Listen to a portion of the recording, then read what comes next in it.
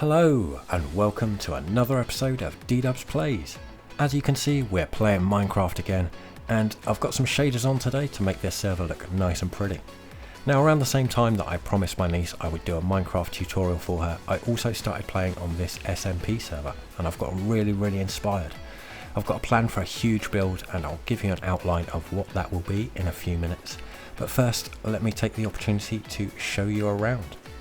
Now, I'm currently stood outside of this cosy little cottage, which was my starter home. Honestly, it's not really finished. There's a couple of bits where I cut some corners because I was getting impatient, and I do need to come back and add some finishing touches at some point. But it's good enough for now, and I've got more exciting builds I want to work on. And this is just opposite our villager trading centre and communal farm area, just over here. Now, this server was started by Grattles and Jake, both of whom have their own YouTube channels, by the way, and I will link their channels in the description. I'll also put links at the end of this video to one of our adventures that we had. You can see it from their perspectives. I didn't actually record that adventure, so I don't have a video on that. But yeah, this cosy little starter home by the waterfront was their original home. They have, however, moved now, and they're now living in this big castle up here. I think Grattles did an amazing job at making it look really nice, and Jake's been adding lots of technical wizardry to it as well. Down here we have a working portcullis that requires a special key to open, and if we go back through the hill here, we can see the massive sorting system that he's built that leads into his storage area. He's also got a couple of farms. He's got a honey farm and a mob farm just behind the castle, and all of those feed directly into the sorting system as well, so everything ends up right here where it needs to be.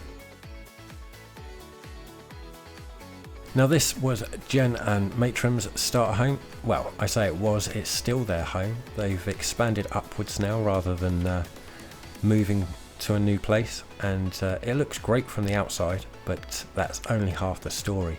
Both of them do really good interior work, and the inside of this place looks fantastic.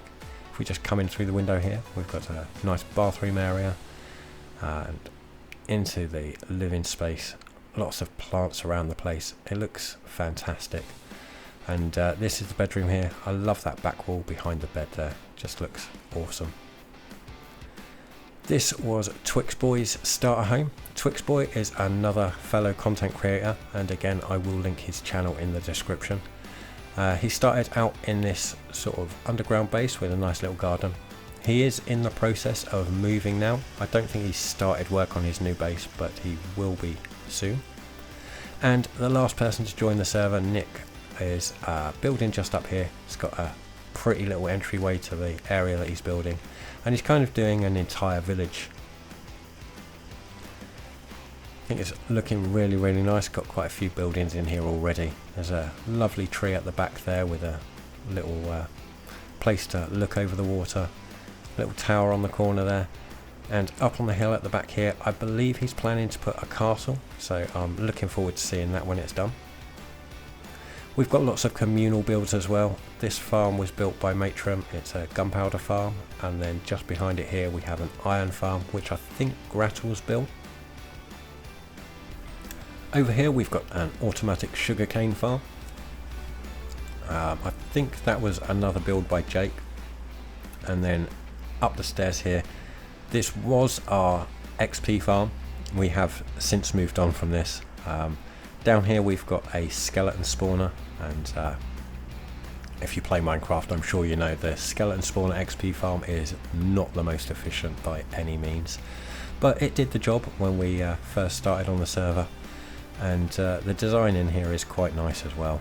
Got a enchanting area there, and then the skeleton spawners under the glass floor, bubble elevator at the back. This build actually was Matrim's most recent build. He built a kind of frog sanctuary for some of our leftover frogs from the frog lantern farm, and this is one of Jake's builds, guardian farm. Jake seems to love the technical builds, and he does a really good job with them as well. I love the design that he's come up with here with patterns on the floors and the walls. Looks really good. And then behind that we've got a nice big lighthouse build that Grattles has been working on. Now this is quite close to our world spawn. We actually built quite a long way away from the world spawn. I think we're about 1,000 blocks away. But yeah, this is really close to the world spawn, and the lighthouse is looking great there. Got a little cottage next to it, and then this kind of dock and boathouse build at the waterfront here, this is something that Jen's been working on, and this is looking really good as well. I love that build. Over in the nether, Jake again went crazy. In one day he did pretty much everything that you're going to see in this clip. He moved all of the nether portals up to the nether roof and put colour-coded carpet in so that we could find our way easily to the portals that we needed. He built this massive gold farm here, and as if that wasn't enough work to do in a single day, we're going to pan round in a moment and you'll see the frog lantern farm that he also built. The man's a machine. I don't know how he managed to get all of that done in pretty much one day of play. It's crazy. We're very glad to be on a server with Jake. Yeah, we don't want for resources whilst Jake's on the server.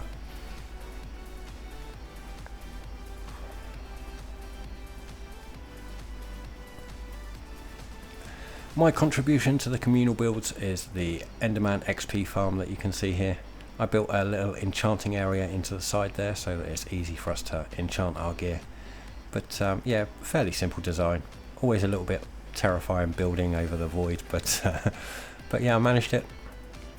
So that's where the server is, but I'm sure you're excited to hear what I've got planned. So if we come over the hill behind my cottage here, there's a nice big space that nobody's started building in yet, and I've got some big plans for this area. The hill that we're just flying over now, I'm going to build a tunnel through that so that we can access this area nice and easily.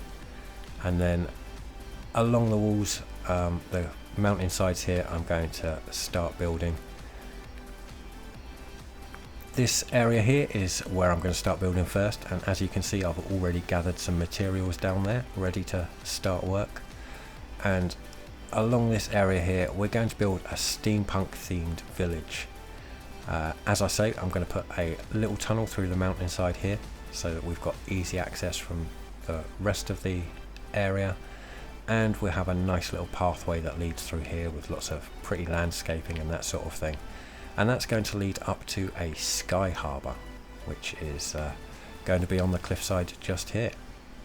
And docked at that sky harbour, we're going to have a big steampunk airship, which is going to be the first thing that I'm going to be building in this project. That build will be starting very soon, and hopefully you're as excited about that build as I am. Now, don't forget to hit the like and subscribe buttons if you haven't already, and I will catch you in the next one.